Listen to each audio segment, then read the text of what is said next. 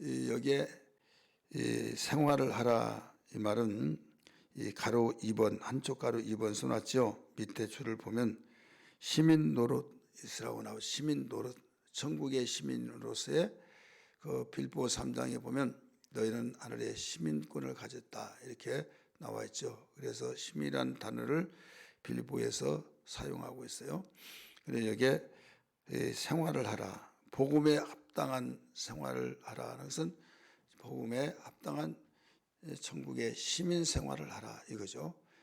로마에 가면 로마의 그 법을 지켜서 생활하라 이런 말이 있잖아요. 우리가 예수 믿어서 하나님의 자녀로서 하나님의 나라의 그 자녀 백성으로서의 우리는 생활을 할 수 있는 합당한 생활을 해야 된다 이거죠. 합당하지 못한 생활하면 그때부터 그 윗사람들은 불안하고 또 저것이 아닌데 가슴 아파하고 그렇게 될 수밖에 없죠. 내 아들이 어디에든지 내가 그동안 가르쳤던 그 가정교육 이런 뜻대로 움직여지고 정말 나간다면 그 어디서 배웠냐? 어떻게 알았어? 그러면 우리 어머니 아버지가 가르쳐줬어요. 그러면 흐뭇하겠어요? 안 흐뭇하겠어요? 흐뭇하죠. 그런데 가르치지도 않았는데 하면 나중에 야단을 치면서도 어떻게 가르치는데 그렇게 하니?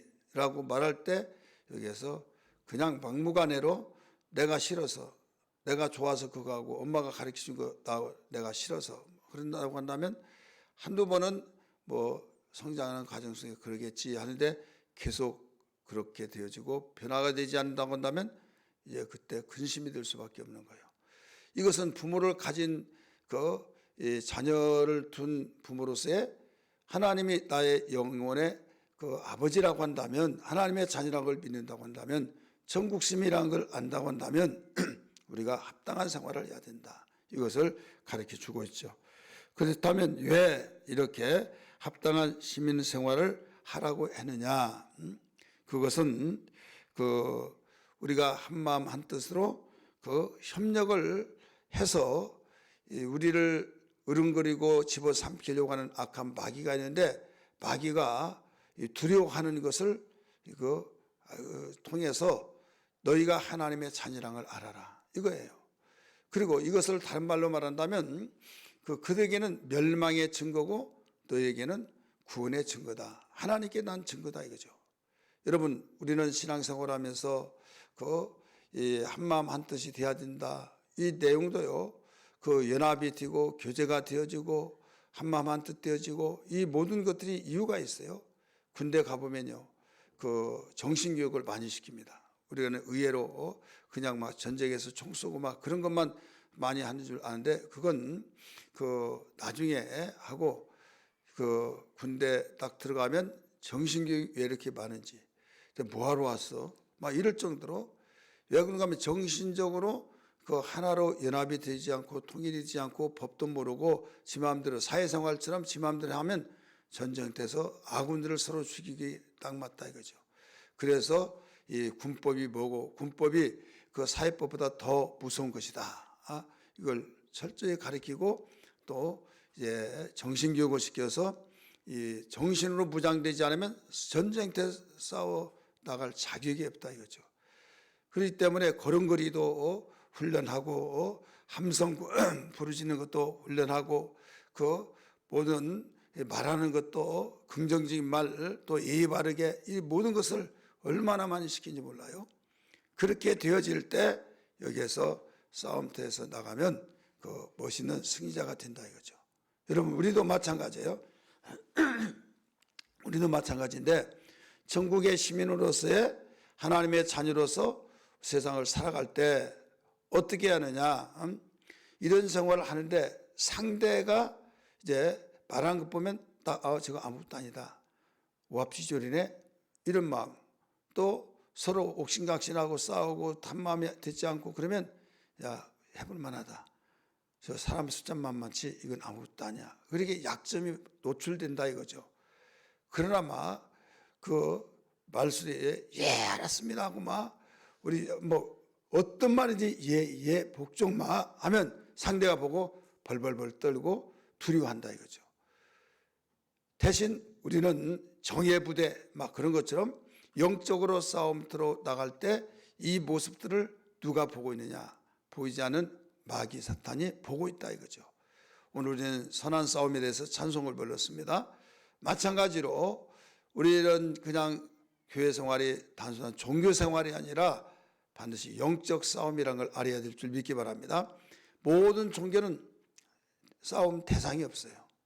그래서 싸움 대상이 없으니까 그냥 서로 좋은 것이 좋은 것이다 하면서 모든 종교는 하나야 하고 통일성 있게 하나라고 하는 마음으로 그냥 서로 존경하고 존중하고 이렇게 해서 서로 자기들의 종교의 뜻이 있으니까 협력하고 이렇게 합시다. 기독교에도 그런 무리들이 있어요. 그게 NCC예요. 그래서 그들은 그 약조를 하고 사인을 하고 거기에 법이 있고 그랬기 때문에 어떤 목사님은 동국대에 가서 동국대가 불교 학교잖아요. 강의를 다 마치고 나서 그 목사님은 세계적인 목사님인데 그 모든 종교는 그 구원이 없고 기독교만 구원이 있다고 하는데 그게 사실입니까? 이 자리에서 말씀해 주세요. 하니까 모든 종교도 구원이 있다. 이렇게 말을 했어요. 그렇기 때문에 아주 한동안 시끄럽고 그분 구원받지 못했다. 뭐 이런 말도 있다 이거죠. 아주 그 내노라고 하는 사람, 세계적으로 목회하신 분인데. 그게 뭐냐면 그 서로 연대하고 NCC에 가입해서 그 사인하고 그런 것들이 그 약조를 지키기 위해서. 그러면 하나님의 약속을 지키기 위해서 몸부림치냐? 아니면 그 세상의 사람들의 단체 약속을 지키기 위해서 하나님의 약속을 포기해버리냐? 이건 신앙의 문제다 이거죠. 그래서 그 때문에 구원받지 못했다. 주를 부인하기 때문에 구원자 되신 예수를 부정하고 우리는 다른 이름으로서 천하의 다른 이름으로서는 구원 얻을 만한 이름이 없다고 분명히 가르쳐 주는데 왜 다른 종교도 구원이 있다고 하느냐. 이것은 그분의 가장 오점이에요. 오늘 우리는 여기에서 기독교는 싸움의 대상이 있는 것입니다. 싸움의 대상이 누굽니까? 영적으로는 마귀 사탄이에요. 더러운 귀신이에요. 그렇기 때문에 우리는 그 대상하고 싸우기 위해서 우리가 영적 대결을 하고 우리가 약하면 그들이 우리를 침략하고 우리가 강하면 그들을 침략해서 하나님 나라를 확장시켜 나가고 믿으시길 바랍니다.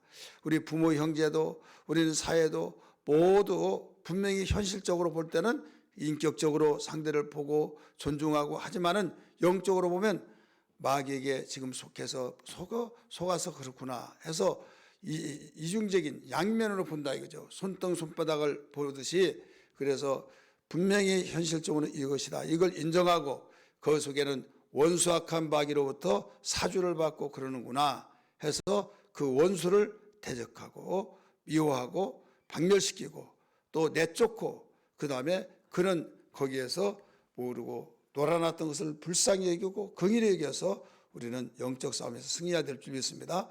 그렇기 때문에 우리가 여기에서 합당한 생활을 해서 그 이유가 합당한 생활하는 이유가 뭐냐?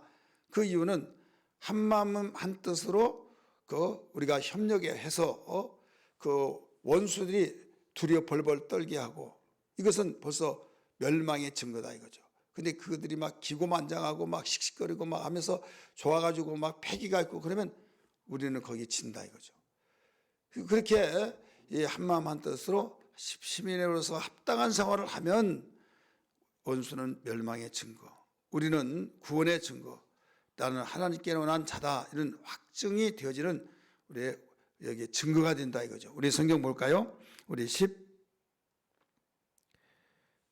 몇 절이냐면 27절입니다. 27절 같이 읽습니다. 시작. 오직 너희는 그리스도의 복음에 합당하게 생활하라. 이는 내가 계속 읽으세요. 너희가 한 마음으로 서로 한 뜻으로 복음의 신앙을 위하여 협력하는 것과 무슨 일에든지 대적하는 자들 때문에 두려워하지 아니하는 이 일을 듣고자 함이라. 이것이 그들에게는 뭐라고 했어요? 멸망의 증거요. 너희에게는 구원의 증거니 이는 하나님께로부터 난 것이라. 이렇게 나오죠. 하나님께로 났다. 그래서 상대방은 무서 벌벌 떨어야 될 줄 믿습니다. 마귀가 비웃어버리면 벌써 내가 어떤 신앙이라는 알고 있다 이거죠. 그 다음에 여기에 두 번째, 그리스도, 우리 29절 보세요. 그리스도를 위하여 너희에게 은혜를 주신 것은, 은혜 주신 것이 뭔 줄 아느냐? 합당한, 여기 천국 시민으로서 합당한 생활을 하는 것은 하나님이 은혜 주셨기 때문이다. 너희가 울어도 힘써도 참아도 아무리 몸부림치더라도 구원 못 받는다. 근데 하나님의 은혜로 구원받아서 천국 시민이 되었고 하나님의 자녀가 되었으니 합당한 생활을 하라 이거죠. 그래서 은혜 주신 목적이 뭐냐? 첫째, 믿음이 믿어야 은혜를, 구원을 받잖아요.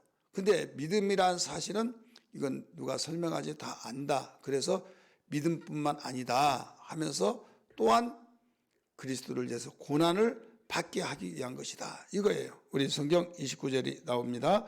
읽습니다. 그리스도를 위하여 너희에게 은혜 주신 것은, 은혜 주신 목적은 이 말이에요. 다만 그를 믿음뿐 아니라 또한 그를 위하여 고난도 받게 하려 하심이라.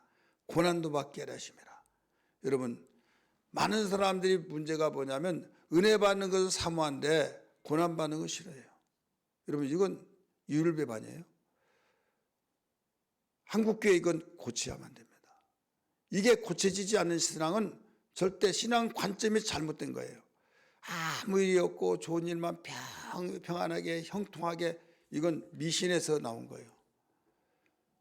그것은 우리는 싸워가면서 이 세상은 마귀가 있는 이상 어떤 가운데서도 여기에 마귀가 있는 이상은요, 예를 들어서 도둑놈이 저기 있는데 아무리 관리를 잘하더라도 도대체 귀신같이 한다고 하면서 내가 어디다 그러는데 거기에 냄새를 맡고 가져갔나 막 하면서 깜찍깜찍 놀라잖아요.